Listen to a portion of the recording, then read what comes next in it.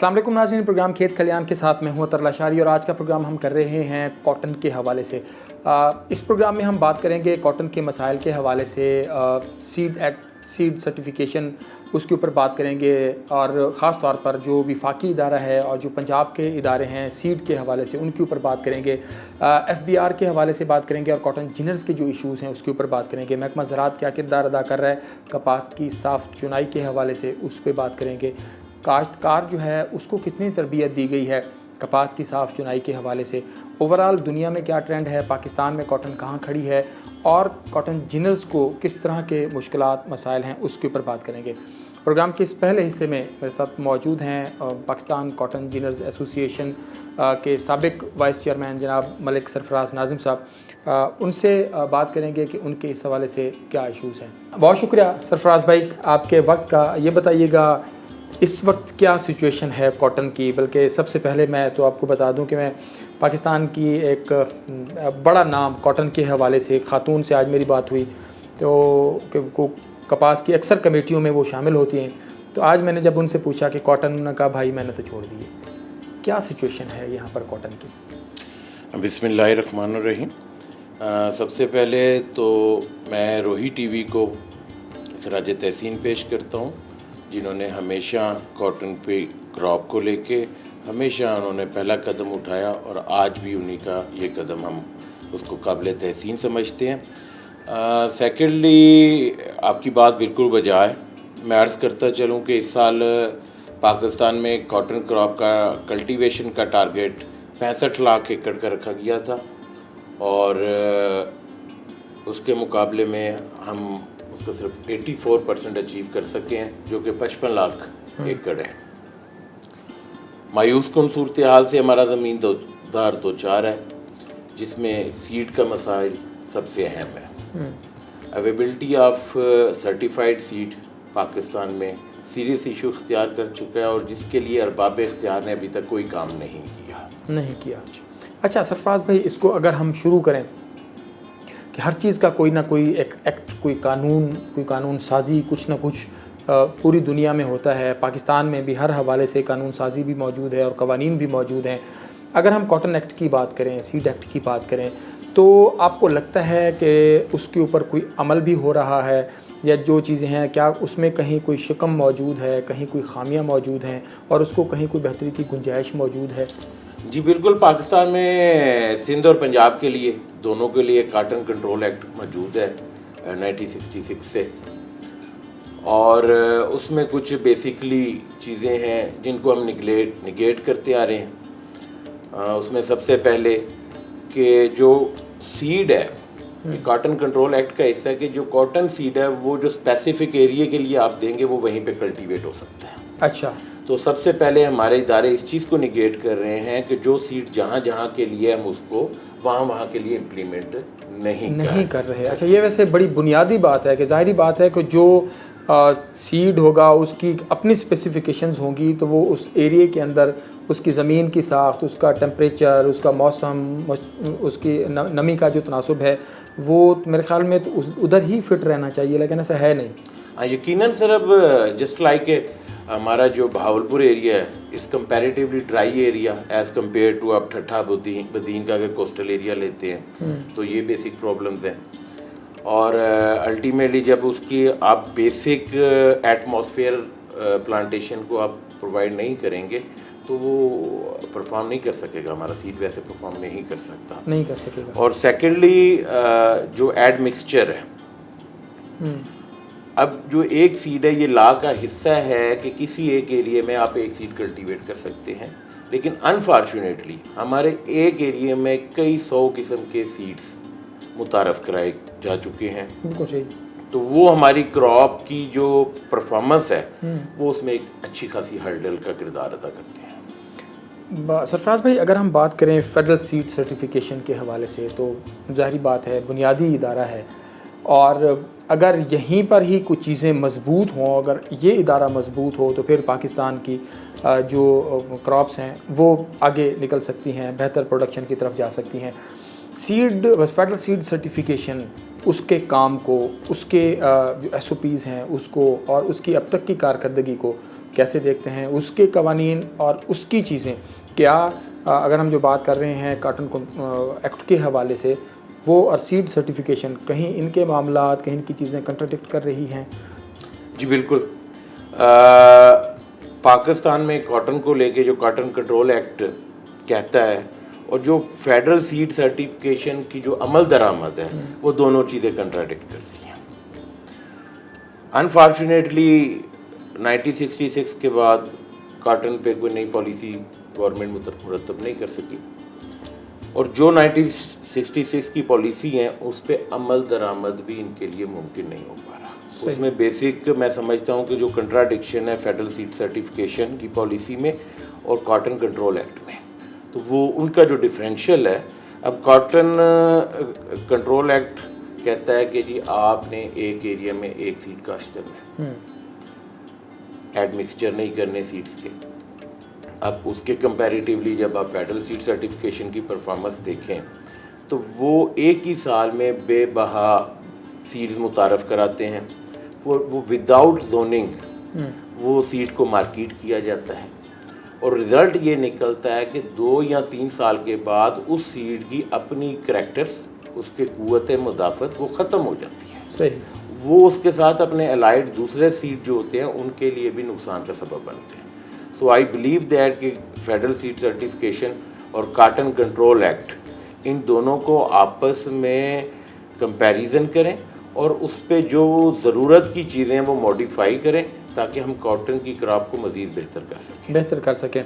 अच्छा, इस दफ़ा जो हुआ है 2020 की अगर हम बात करें तो पंजाब सीड सर्टिफिकेशन की बात करें या फेडरल सीड सर्टिफिकेशन की बात करें, पंजाब सीड कॉरपोरेशन की, फेडरल की, तो इस दफ़ा जी जिसका 50% जर्मिनेशन है वो भी आपने फेंका है, और 50% भी बड़ा मैक्सिमम है, ठीक है ना। मेरे जितने भी तहकीकाती इदारे हैं, तहकीकाती इदारों की कारकर्दगी पर भी हम बात करेंगे, लेकिन इस दफ़ा जो बीज के हवाले से हुकूमत ने ख़ुद अपनी निगरानी में काश्तकारों के साथ काम किया है, और ज़ाहिर बात है जो काश्तकार उसकी अल्टीमेट जो क्रॉप है वो आपके पास आनी है और आपसे फिर टेक्सटाइल सेक्टर को जानी है, फिर एक्सपोर्ट की तरफ जानी है। तो कैसे देखते हैं 2020 के इस सीड की अवेलेबिलिटी और इसकी क्वालिटी को? लाशारी साहब, ये आपने बहुत इम्पोर्टेंट बात की है कि अंडर गवर्नमेंट सुपरविजन ये नेग्लिजेंस हुई है, और हमारे यहाँ तो इस बार सीड ऐसे भी बिके हैं जो 20-30% जर्मिनेशन वाले भी थे, और मैं समझता हूँ ये हमारे इदारों की प्रॉपर वर्किंग ना होने के बाइस पाकिस्तान एक इंतहाई मुश्किल साल से 2-4 होने जा रहे हैं, क्योंकि हमारा ग्रोअर ऑलरेडी मुश्किल हालात का सामना कर रहा है, और उस पे हमारे ग्रोअर की इन्वेस्टमेंट उस सीड पे करवा दी गई है कि जिसने अपनी मेच्योरिटी पे कोलैप्स होने का ख़तरा साथ लेके चल रहे हैं। सही। मैं अर्ज़ करता चलूँ कि इस वक्त हमारी जो कॉटन क्रॉप है वो ऑलरेडी हम अपना टारगेट अचीव नहीं कर सके। हम अपने टारगेट का सिर्फ 84% अराउंड 5.5 मिलियन एकर्स हमने काश्त किए हैं। सेकेंडली आपने बात की जर्मिनेशन की। अब इस जर्मिनेशन के ला मौजूद हैं। सही। जो लोग हमारी माशियत के साथ ये घिनौना खेल खेलते हैं, हम उनके लिए किसी रुकावट का सबब नहीं बन रहे। मैं यहाँ पे वज़ीर आला उस्मान बुज़दार साहब से आपके तवज्जो से ये रिक्वेस्ट भी करता हूँ कि खुदारा जब आपके पास एक एक्ट मौजूद है, जो चीज़ें हमसे कंट्रोल हो सकती हैं आप उन पे तवज्जो दें। आपके पास एग्रीकल्चर के लोग मौजूद हैं, हर तहसील में, हर इलाके में आपके लोग मौजूद हैं, गल्ला मंडियों में आपके लोग मौजूद हैं, तो आपने अपनी निगरानी में वो चीज़ें प्रमोट की हैं जो हमारे मुल्क के लिए नुकसान का सबब बनेंगी। बिल्कुल सही है।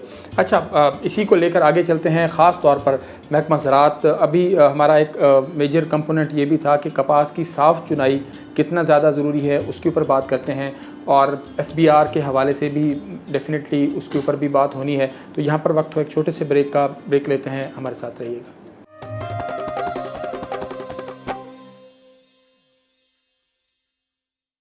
वेलकम बैक जी। बात कर रहे हैं प्रोग्राम के इस हिस्से में हमें साथ मौजूद हैं मलिक सरफराज नाज़िम साहब, साबिक vice chairman Pakistan cotton engineers association.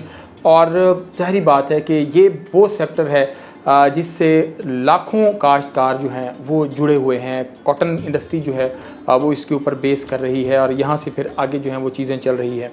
अच्छा सरफराज भाई, अभी हम बात कर रहे थे मुख्तलिफ और इशूज़ के हवाले से। कॉटन की जो हमारे यहाँ साफ़ चुनाई है कितना ज़्यादा ज़रूरी है? अगर वो नहीं होती तो कॉटन जिनर को कितना नुकसान होता है? फिर आप जब आगे फ़रोख्त करने जाते हैं अपनी रुई, उसमें कितना लॉस होता है? आप इसको कैसे देखते हैं? लशारी साहब, कॉटन की पिकिंग, कॉटन प्रोडक्ट तैयार करने में सबसे अहम मरहल है कॉटन को हैंडलिंग, ट्रांसपोर्टेशन, और उसको जितने अदर दैन कॉटन मटेरियल हैं उससे पाक साफ रखने के बाद ही हम अपनी प्रोडक्ट की प्रॉपर कीमत वसूल कर सकते हैं। सही। पिकिंग इशू, हैंडलिंग इशू भी एक बहुत सीरियस इशू है पाकिस्तान की कॉटन क्रॉप के लिए। तो मैं उसके नुकसान का आपको बताता चलूँ कि जब हम ये प्रोडक्ट इंटरनेशनल मार्केट करने जाते हैं तो हमें जो दूसरी कॉटन की निस्बत है $3 से $5 का डिस्काउंट पर पाउंड हमें देना पड़ता है। अच्छा, तो ये हमारी लॉस है।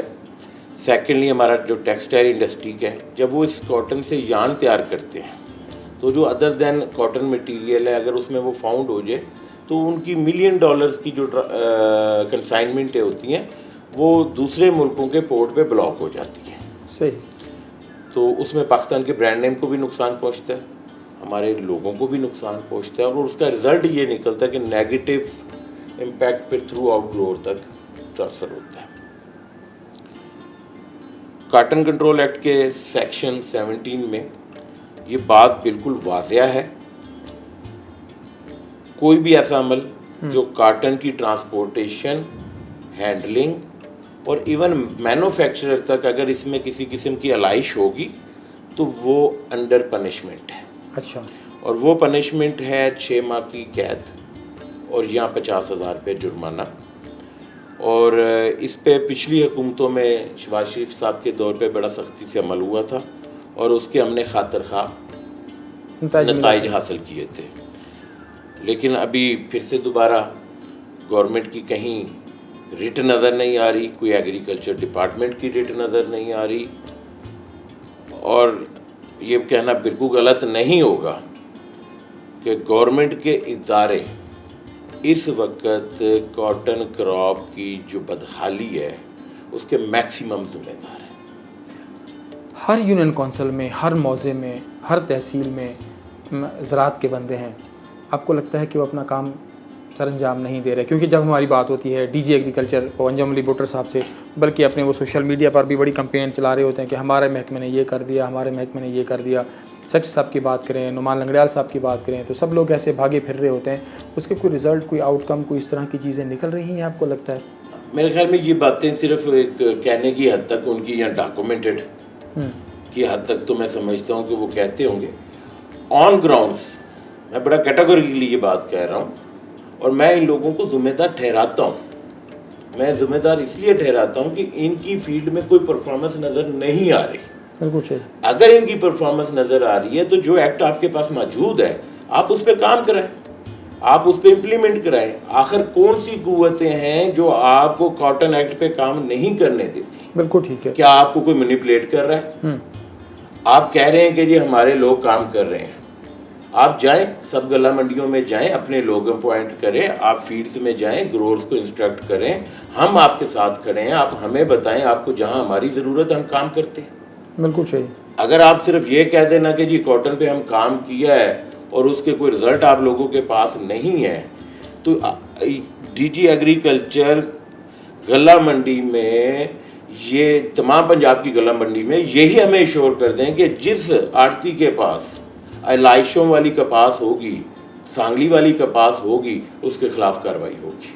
उसके खिलाफ कार्रवाई। अगर हमारे इदारे, हम मैन्युफैक्चरर हैं, अगर हमारे इदारों में सांगली वाली कपास हो, इलाइशों वाली कपास हो, उसको रोकें। बिल्कुल सही। हम आपके साथ हैं। लेकिन अब तक लाशारी साहब, मैं कैटेगोरिकली कह रहा हूँ कि बिल्कुल गलत बयानी से काम लिया जा रहा है, फील्ड में कोई काम नहीं हो रहा। कोई काम नहीं हो रहा। सरफराज भाई, एग्रीकल्चर इमरजेंसी की बात हुई थी, उसमें भी कॉटन नहीं थी।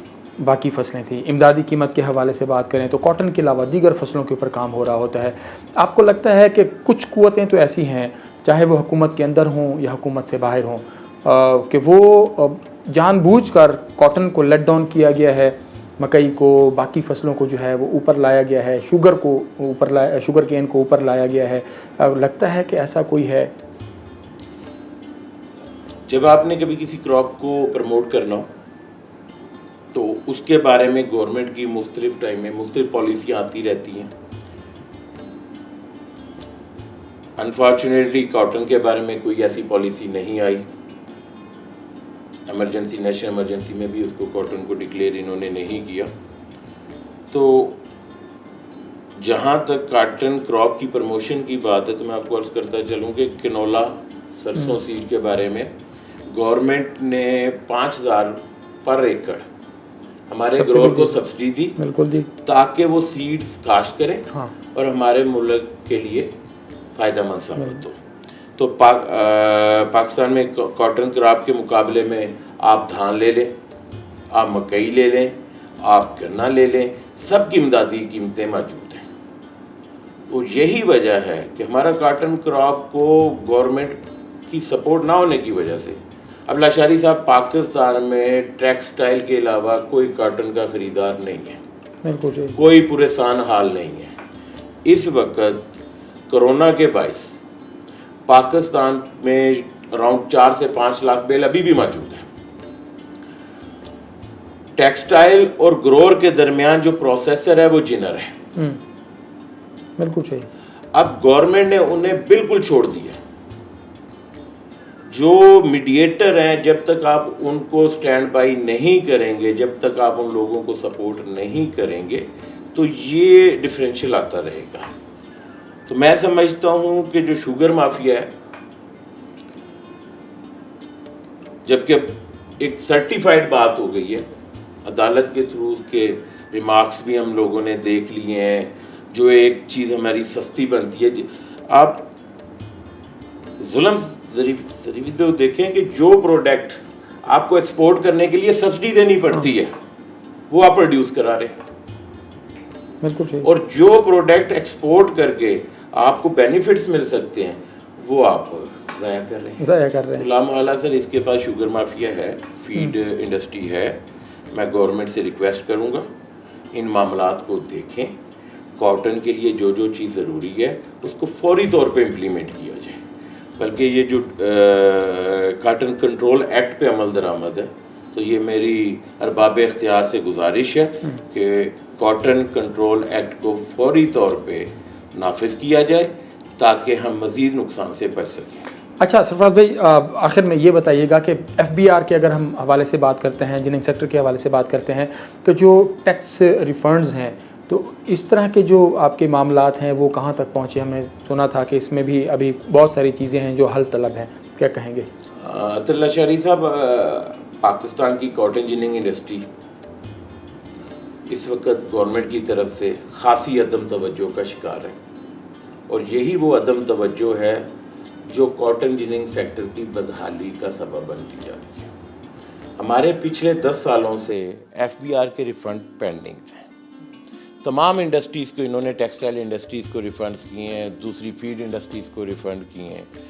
एक वाहिद हमारा कॉटन जिनिंग सेक्टर है जिसके साथ गवर्नमेंट का सौतेला सलूक है। तो हमारे रिफ़ंड्स का वाकई मसला है। हमें वो रिफ़ंड्स हमारे लोगों को चाहिए ताकि हमारी इंडस्ट्री दोबारा बहाल हो सके, और गवर्नमेंट को इस चीज़ को रियलाइज़ करना पड़ेगा। तो जो जिनिंग सेक्टर है वो वाहिद इदारा है जो आपकी ग्रोअर्स को भी हैंडल करता है, आपकी क्रॉप्स को भी हैंडल करता है।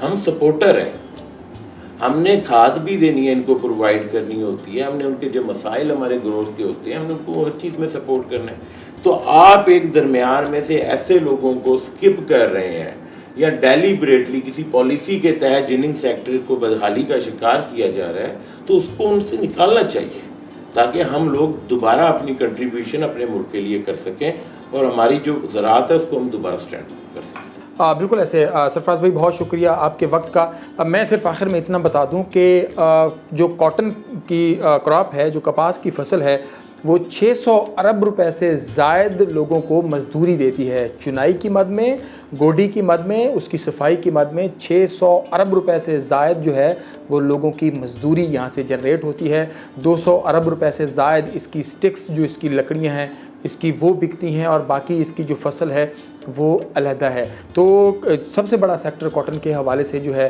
जो प्रोड्यूसर हैं और उसके बाद जो जिनर्स हैं ख़ास तौर पर, उनके मसाइल के ऊपर आपने बात सुनी। तो इसके बाद अब चलते हैं जो काश्तकार हैं, महकमा ज़राअत है, वो इसके ऊपर क्या कहते हैं, उनसे बात करते हैं। यहाँ पर वक्त एक ब्रेक लेते हैं, हमारे साथ रहिएगा।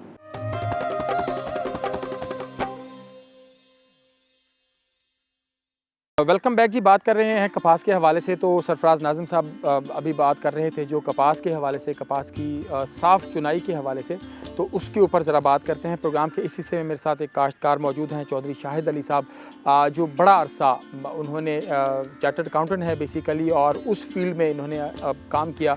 तो अब गुज़श्ता कुछ सालों से जो है वो एग्रीकल्चर के अंदर काम कर रहे हैं। अब इनसे मैं जानना चाहूँगा कि काश्तकार को, कपास को इस वक्त क्या मसाइल दरपेश हैं। शाह साहब, बहुत शुक्रिया आपके वक्त का। ये बताइएगा कब से काश्तकारी में आया, क्योंकि आप बाई प्रोफेशन चार्टर्ड अकाउंटेंट हैं, तो क्या क्या काश्त किया हुआ है और कैसे जा रही है? पहले तो शुक्रिया आपका मुझे मदऊ करने का। जो कॉटन के अंदर जी, मैं वैसे काफ़ी तकरीबन 3 साल से ये काश्तकारी के अंदर हूँ, और उसमें मैंने फसलें गंदम भी और कपास जो है, मेन जो क्रॉप्स हैं इधर हमारे रीजन की, वो दोनों करके देखी हैं और एक्सपीरियंस किया है मैंने। काफ़ी मुश्किलात के अंदर से गुज़रा हूँ मैं, और हमारे यहाँ किसान को बहुत ज़्यादा मुश्किलात हैं, जो कि गवर्नमेंट को मतलब एड्रेस करने की चीज़ें जो बेसिक्स हैं, वो एक जो इनिशियली जो बीज से स्टार्ट करके, जो बीज है वो आपको बहुत महंगा मिलता है, अच्छा नहीं मिलता। इस दफ़ा तो बड़ा बुरा हाल रहा। 2020 जो है वो बीज के लिए, कपास के बीज के लिए कोई अच्छा साल नहीं करता। मैंने जी बहुत कोशिश करके बहुत एक्सपेंसिव बीज काश्त करके भी देखा है, लेकिन उसके बाद फिर जो आगे चैलेंजेस आते हैं आपको फेस करने पड़ते हैं।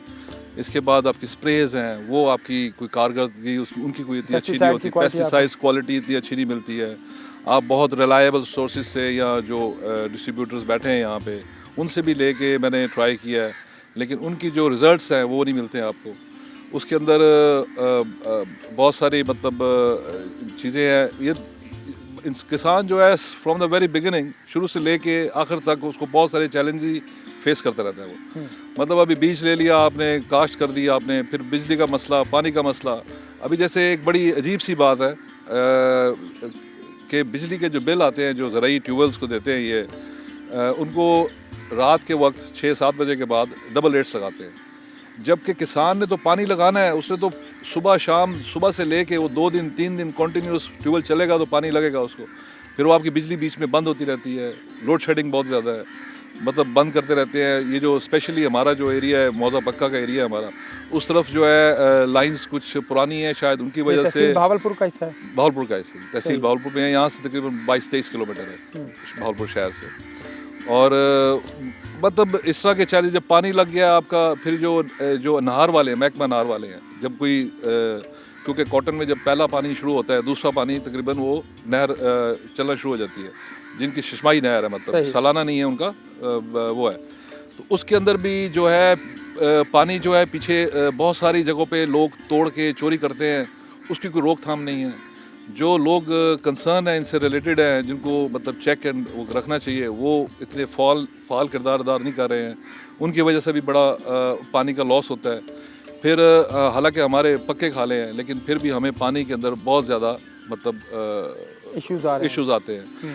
उसके बाद आपके जब कपास हो जाती है तो फिर पेस्टिसाइड्स का मसला होता है, वो आपको सही नहीं मिलते हैं। पेस्टिसाइड से गुजर के आप आगे निकलते हैं, जब पकने लगती है फसल, तो आपको उसकी चुनाई और उसकी जो वो है, उसके लिए लेबर मिलना बड़ा मुश्किल है। अब वो लेबर क्यों जा रही है? क्योंकि आपके जो शहर हैं साथ साथ वो बसे हुए हैं, मतलब एक फुकदान है प्लानिंग का बेसिकली, जिसकी वजह से लोग मजबूर होते हैं शहरों की तरफ मूव करने के लिए या मजदूरी करने के लिए। उनको इसमें से पैसे नहीं मिलते हैं। अब किसान कितना पैसा देगा, उसको खुद नहीं बच रहा, तो वो आगे कैसे अफोर्ड कर सकता है एक मुलाजमों को। हिस्से पे जो लोग आते हैं वो बहुत कम आते हैं, आपको मिलते नहीं है। लेबर जो हिस्सों पे काम करती है, उसकी भी बुनियादी वजह यही है कि उनको इतना बचता नहीं है। एंड ऑफ द डे जब आपकी फसल पकती है आपके पास पैसे नहीं आए तो उनका हिस्सा क्या बनेगा, 8वां हिस्सा 10वां हिस्सा जो भी वो जिसके ऊपर काम कर। बिल्कुल। एक टाइम ये होता था कि यहाँ पर ना ख़वातीन बाकायदा झगड़ती थी कि फ़लाँ की कपास मैंने चुननी है, फ़लाँ की हमने चुननी है, ग्रुप्स बने होते थे और काश्तकार जो है वो बड़ा चूज़ी हुआ होता था उस वक्त। अच्छा जी हमने इनको इनको इनको ये हमें जी 20-30 ख़वातीन जो हैं वो बहुत हैं। अब तो मेरी एक काश्तकार से बात हो रही थी, वो कह रहा था कि हम 35 से 40 किलोमीटर दूर से रोज़ाना ख़वातीन को लेके आते हैं, वो कपास चुनती हैं, फिर अपनी सवारियों पे उनको ला जाके छोड़ते हैं, तो वो तो हमारा एक्सपेंस ही बढ़ जाता बहुत है। कॉस्ट है जी उसकी, क्योंकि आपने ट्रैक्टर ट्राली पे लेके आनी है 40-40, 50-50, 60-60 जो चुनने वाली होती है कपास चुनने के लिए। अब उनको इतनी दूर से लाना और फिर उसका इतना खर्चा, फिर उनकी जो लेबर वेजेस हैं वो भी बहुत हाई हैं, सही। क्योंकि उनको वैसे जो लेबर मिलती है एक दिहाड़ी करके वो एवरेज 12 से 15 हज़ार के दरमियान मिलती है। बिल्कुल सही। अगर आप एम्प्लॉय रखते हैं तो वो भी आपको इससे कम नहीं मिलते हैं। बिल्कुल ऐसे। तो वो जो लोग चुनाई वाले हैं वो भी हालांकि ये ह्यूज क्वांटिटी होती है, इसमें वो एक सीज़न होता है आपका, 1 महीना 15 दिन से लेकर 1 महीने के अंदर चुनाइयाँ कर रहे होते हैं, तो वो इस चीज़ में होता है कि उन्होंने ये सीज़न लगाएंगे तो 6 महीने बैठ के खाएंगे। बिल्कुल ऐसे। तो उनके लिए भी कोई वो नहीं है जो सहूलतें हो, कोई उनको कोई फैसिलिटीज़ मिलें कि वो जो उनका प्रोफेशन है ये जो चुनाई करनी है तो चुनाई ही करें, वो मतलब और कामों में ना जाएं। तो ये बड़े सारे मसले मसाइल हैं जिनकी वजह से फिर दूसरा ऊपर से हमारे जो माफियाज हैं कपास के रेट्स और उनके जो आगे जाके फिर वो मसले आ जाते हैं। बिल्कुल ऐसे। तो मतलब जब कपास की चुनाई ख़त्म हो जाती है, काश्तकार से निकल जाती है, फिर उसके रेट्स बढ़ जाते हैं। बिल्कुल फिर हमने ये देखता है ना पूरा साल कपास के रेट बहुत अच्छे होंगे, जैसे ही कपास आना शुरू होएगी काश्तकार की और जब वो जिन फैक्ट्रियों में जा रही होगी तो उस वक्त रेट्स कम होंगे, कम होते हैं जी, और फिर वो ऊपर निकल जाते हैं। तो वो जो आखिर में सिर्फ ये पूछना होगा, आपको लगता है कि जो ट्रेनिंग है लेबर की वो कितना ज़रूरी है कि महकमा ज़राअत को लगता है कि आप उसको किरदार अदा करना चाहिए कि साफ़ चुनाई के लिए वो काश्तकार की भी ट्रेनिंग करे और लेबर की भी ट्रेनिंग सर, ये आपका पॉइंट भी वैलिड है, लेकिन इसके साथ मैं एक और जो ज़रूरी समझता हूँ वो है कि हमें जदीद टेक्नोलॉजी की तरफ जाना चाहिए। जो लेबर जो इससे बचने के लिए ये लेबर को तो ट्रेनिंग करनी चाहिए इनको, लेकिन टेक्नोलॉजी को यूज़ करें। अब जो मशीनी और चुनाई मशीन आ जो गई है वो बहुत ज़्यादा एक्सपेंसिव है, उसको हम किसी तरह से सब्सिडाइज रेट के ऊपर या कोई सस्ता सोल्यूशन ढूंढें जो कि कंपैटिबल हो एक छोटे किसान को या आम किसान को, तो उससे हम कुछ इस तरह से इस प्रॉब्लम को या इस मुश्किल को फेस कर रहे हैं। चौधरी शाहिद अली साहब, बहुत शुक्रिया आपके वक्त का। और काश्तकार हमारा मसाइल को भी जानता है, मसाइल से लड़ भी रहा है, कपास की बीमारियों से भी लड़ रहा है, और जो मौसम हैं उनकी जो तग़य्युरात हैं उनसे भी लड़ रहा है, लेकिन जुड़ा हुआ है, लगा हुआ है अपने मुल्क के लिए। कपास जो है वो काश्त करने से पीछे नहीं हट रहा है। यहाँ पर वक्त हुआ है एक छोटे से ब्रेक का। ब्रेक के बाद महकमा ज़राअत इस हवाले से क्या कहते हैं उनसे चलकर बात करते हैं। हमारे साथ रहिएगा।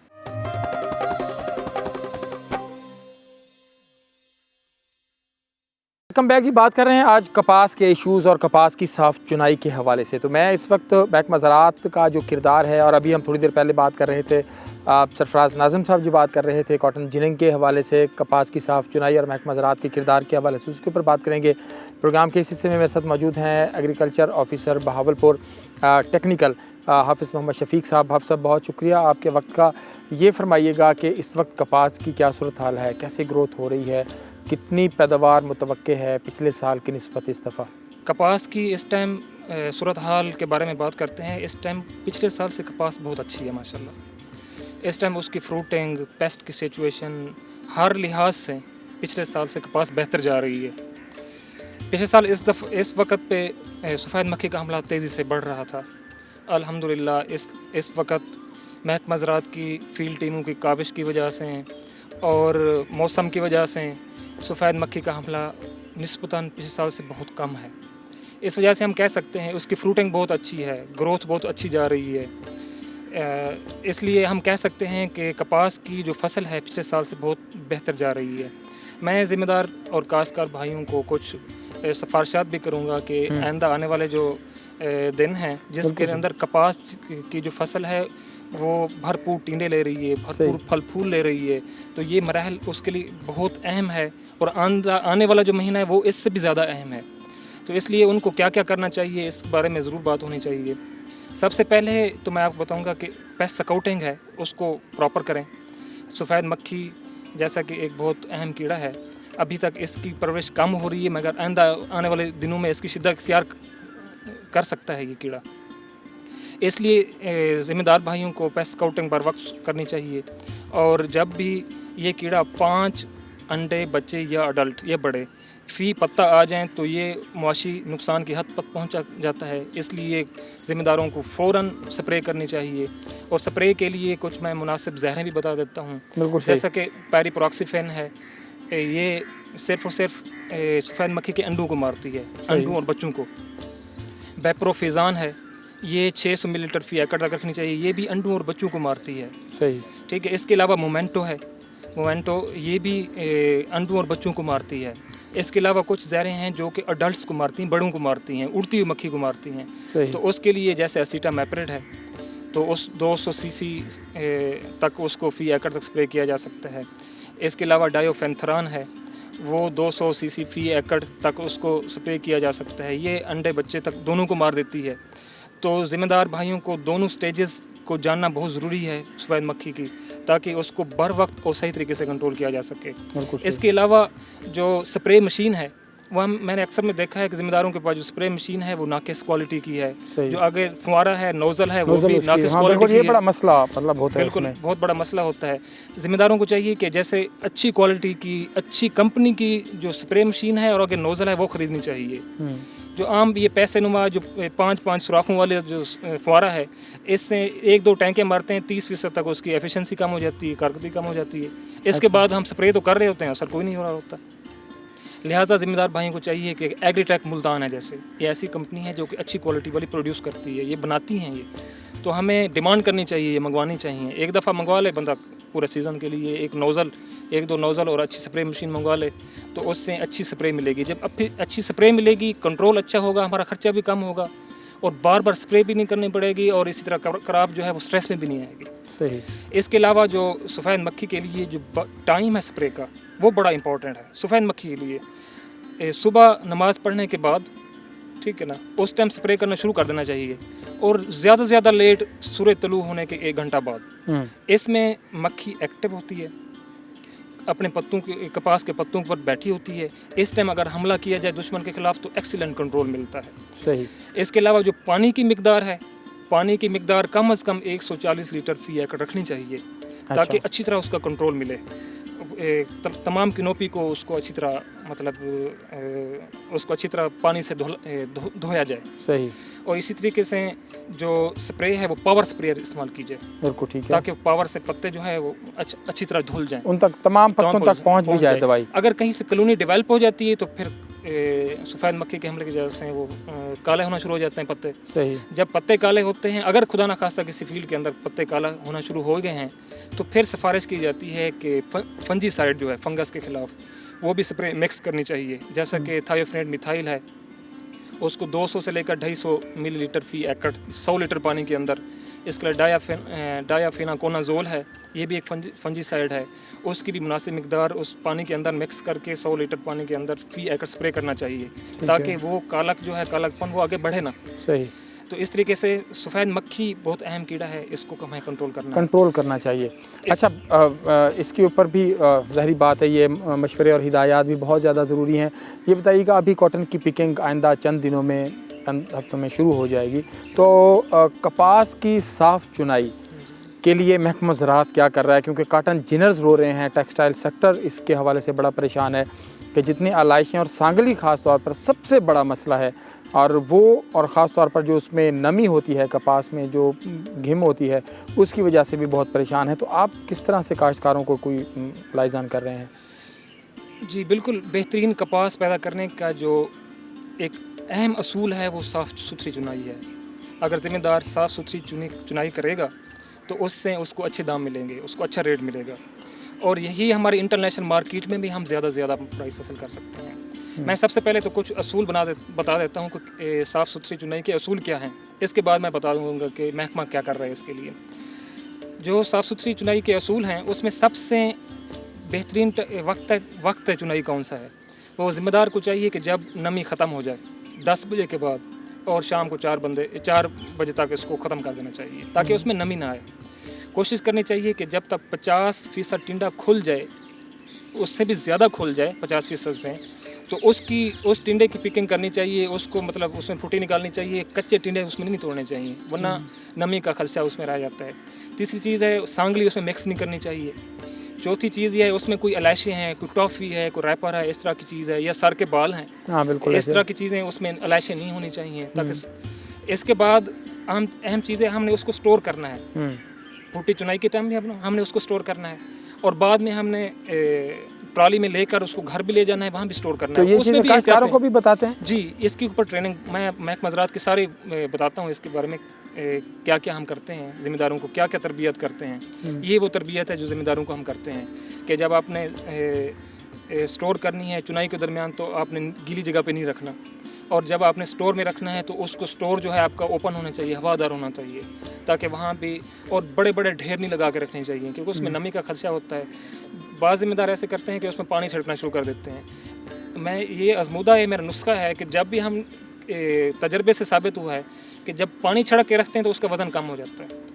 जब आप पानी छिड़क के नहीं रखते तो स्टोर में जितना वज़न रखेंगे उतना ही वज़न आप 2 महीने बाद उठा लें, और उसकी क्वालिटी भी सेम रहेगी। अच्छा, तो ये ज़िम्मेदार भाइयों को करना चाहिए कि उसके अंदर किसी किस्म की इलायची उसमें इस्तेमाल नहीं करनी चाहिए।